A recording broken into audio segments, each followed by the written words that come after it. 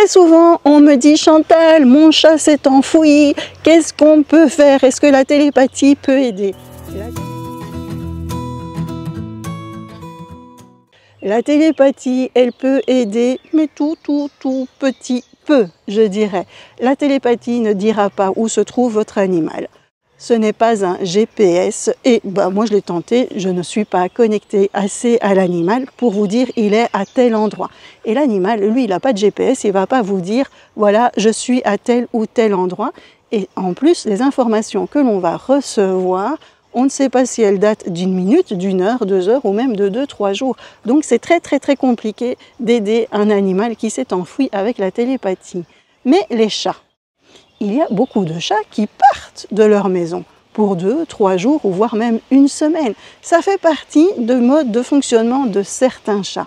Moi, je remarque quand même que mes chats, en hiver, ils sont pantouflards, ils restent, ils sont là, ils sont pot de colle, et une fois que le printemps arrive, paf, on ne les voit pas. Et parfois, on ne les voit pas pendant 2-3 jours. Ça fait partie d'eux.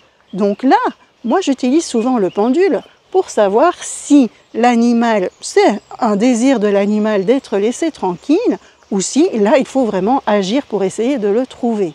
Vous savez, moi, j'ai eu un chat qui aimait vraiment être juste en ma compagnie, donc c'était une femelle. Elle était fusionnelle avec moi, et quand j'ai rencontré mon compagnon, ça a été un peu compliqué pour elle.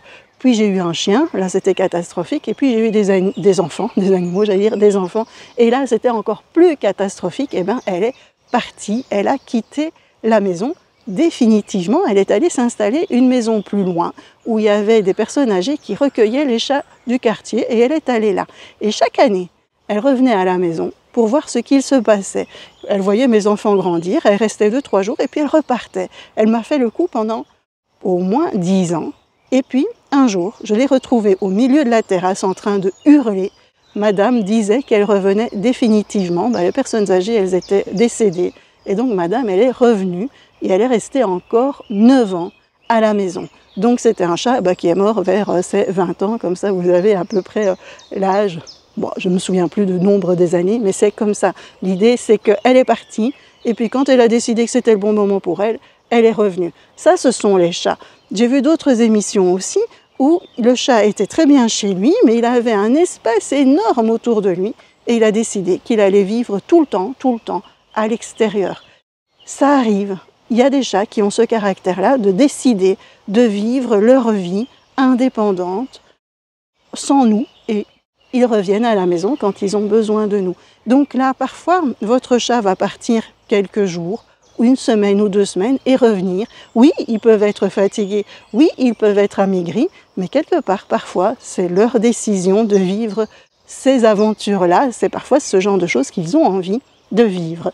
Mais j'insiste sur une chose, stérilisez vos chats.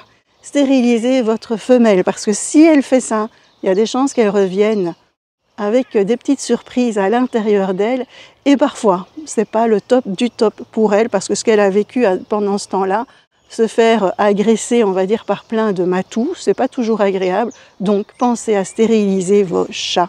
C'est très important pour leur bien-être émotionnel aussi, au niveau de la reproduction, tout simplement. Je vous dis à bientôt.